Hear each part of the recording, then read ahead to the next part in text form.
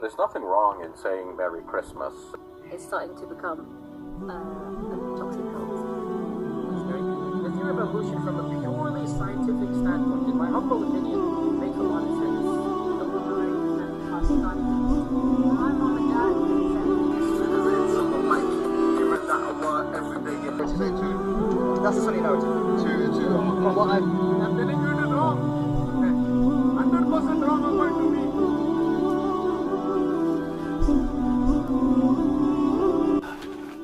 Assalamu alaikum guys, Khalil Mohammed here. This video is going to replace the Christmas halal or haram that we advertised that we wanted to do. But as I started to research it, it became apparent to me that the arguments 2 or 4 against it was exactly the same as the arguments 2 and 4 for Halloween. So I said, what's the point in doing it if it's exactly the same arguments? It's traditional, it's not traditional, it's religious, it's not religious. You're imitating this, you're not imitating that, your intention is your intention that. I thought, what's the point? But as I did it, I began to realize that, you know, that there are these hot points that Muslims argue over day in, day out, year in, year out, decade in, decade out. So I thought, well, what are some of these points that we always seem to go over and over and over ad nauseum every year? So what I've done, I've compiled a list of 8 things that trigger Muslims. I think it's quite interesting as well. So we're just going to lay out, we're not going to make any judgment whether they're right or wrong. We're just going to lay out basically what these 8 things are. So stay tuned for the next WAGWAN!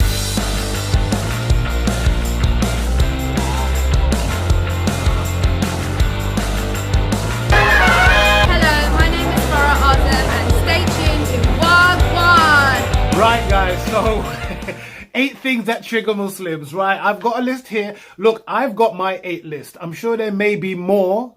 If there are others that I have left out or some that I've included that you don't think should be on the list, you know what to do. Comment below. If you've not subscribed so far, make sure you subscribe, hit that bell so you get notification when we upload new videos.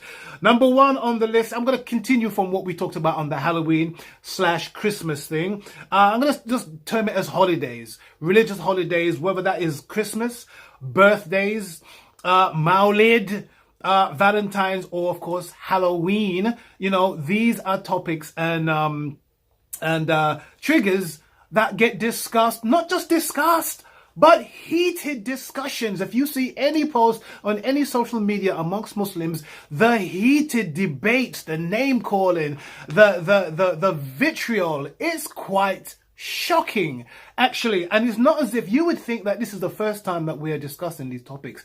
The heat and the vitriol that you will find in these discussions, the name calling, the takfiring that's been made out, throwing people out of Islam if they disagree with that and this and that as well. This is something that has been ongoing for a long time, and I don't know if it's abated, if it's gone down in terms of its heatedness, because maybe new Muslims come into it, young people who are just coming to the deen, who know something about it, they want to voice their opinion.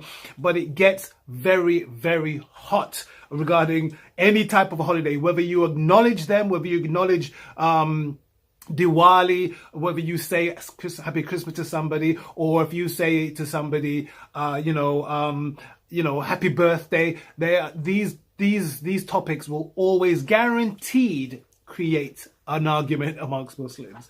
Number 2, this is I labeled this one just hijab, because with the Dina Tokyo issue that happened quite recently, people once again were going absolutely ballistic over it as well, which is, you know, understandable as well, because if somebody supports a particular person for doing something and then they turn around and say, this thing I'm doing anymore, I'm not going to do it anymore, and then perceivably say things which are provocative and hurtful, I suppose you can understand why, but I think it also, why people will go, but I think it also shows that there is it's a very touchy-feely topic of hijab. Women who wear it, women who don't wear it. Is it permissible? Is it not permissible? Where does it say in the Quran? This, that, this hadith, that hadith. It's a very touchy subject at the best of times, let alone the Dina Tokyo controversy that happened quite recently. People just go on and on about it, the rights of women, whether men have a right to tell women what to wear. So it feeds in and it ties into the feminist argument as well.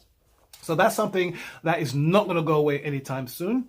Number 3 is the LGBTQ topic, a very, very volatile topic.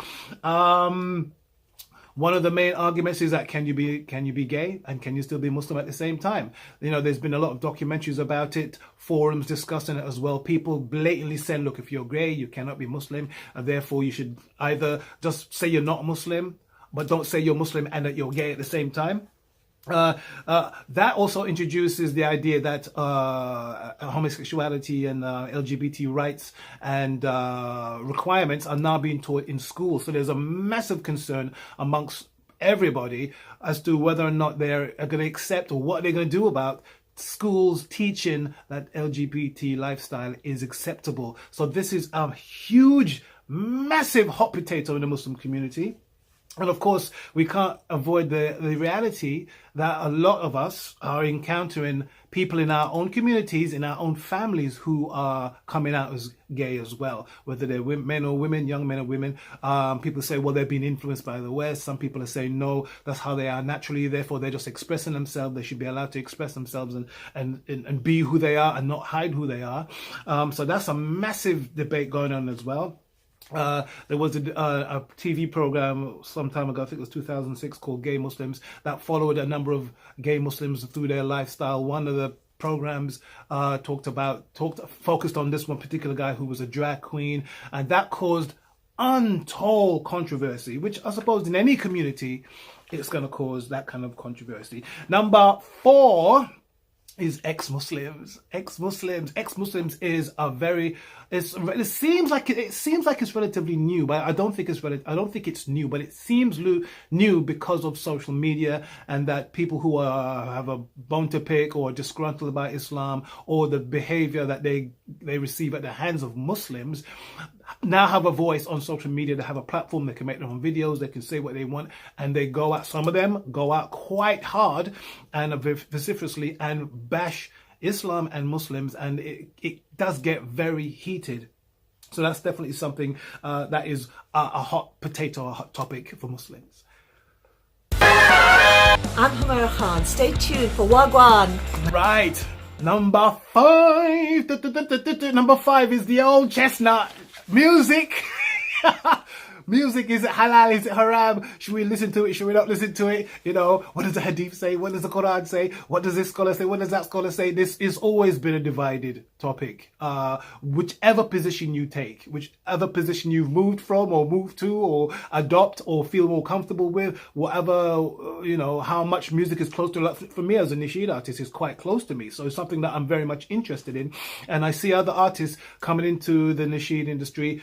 Some do music, some started off not doing music and then moved into music. Some are determined that they're going to stay away from music. But the interesting thing is that even those people that stay away from music, that only use voice, they're still getting criticized. So this issue of music is going to go on and on and on. I really wonder if some of these topics are ever going to die out.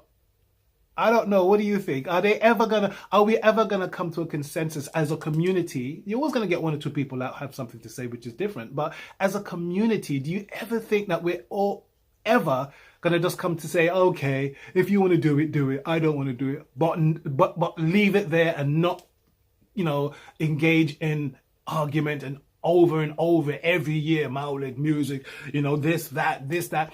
Is it ever gonna happen? Some people would say, are we ever going to mature to that position? Or are we going to devolve into that position? I don't know. You tell me. Leave your comment below. Number 6 is the Sunni-Shia split. I don't know a lot. I'll be honest with you. I don't know a lot about the Sunni-Shia split. But I've seen some of the vitriol. I've seen some of the debates on different forums and platforms discussing it. And it's quite hateful. Very hateful, considering that it's groups of Muslims engaging in each other in such a delicate topic. It's very hurtful to see Muslims behave that way. It's divisive, maybe more divisive than all of these other topics in a sense, because, you know, people have opinions, but when you have a whole group of people that have had their history steeped in Shiaism for hundreds of years, and you have the same on the Sunni side, you know, there's a very clear demarcation between the two. It's very clear, and it's institutionalized. That's the difference. That's why I think it may be, I don't know, it may be the most divisive topic that Muslims engage in. Number 7, this one's going to get you. female imams, women leading the salah. Traditionally, Muslims are taught that men are only allowed to lead the salah. But in the last couple of years, 2015, Amina Wadud in Washington, D.C. in America, led the first, maybe say, I wouldn't say the first, but publicly led the first mixed congregation. And they had a young lady without hijab making a call to prayer. You can imagine, and if you haven't seen the storm on this one, then you'll be doing something else. It's very, very, very heated. That is something that is not going to go away for a long time. Some people say, yeah, but in China they have this, and people have been known to, allow women to do this and that, and So with that said, I don't know. Is it because it's just a matter of education? Why we keep arguing over these points? Is it because we don't know certain things, or we're not privy to certain things, or we're only taught one way, and anything that is different to that way, we just automatically have a knee-jerk reaction to it in a very negative way? Is that what's happening? Or is it what we know intrinsically, what we've been taught by our parents or our teachers? Is that just automatically right, and anything that's different is automatically wrong? Or is it a process of education that we all need to go through to realize that maybe we don't know everything about Islam, and when somebody comes with something slightly different, our first reaction should not be to attack them and to tell them that they're kafir, to make takfir on them. Maybe you tell me what you think the solution is. And our last point is evolution. The theory of evolution. Now, I've been researching this, and my understanding is that the theory of evolution is not a theory in the sense that I think. They use the word theory to mean fact. It's a fact. Okay, this is my understanding. If you've got different understanding, let me hear your comments below. But the theory of evolution is a massive one as well. There are non-Muslims out there, or I'm sure they're probably watching this video right now, saying yep, and they've written and they've posted videos about it ad nauseum, talking about that evolution is a fact. It's a fact. Why the Quran doesn't fit with it. Some people say the Quran does fit with it. Some say the Quran doesn't reject the ideas of evolution. Some people say it categorically rejects any aspects of evolution that one can lead into another. And I think a lot of people also have an emotional reaction to I talked to somebody about it recently, and they said, "Oh, wait, so we come from monkeys, do we?" And from my understanding, that isn't what evolution is talking about. It doesn't say that we come from monkeys. They're saying that we're a separate strain of hominids. Maybe you can fill me in on that as well. I'm just here to tell you what Muslims argue over, all right?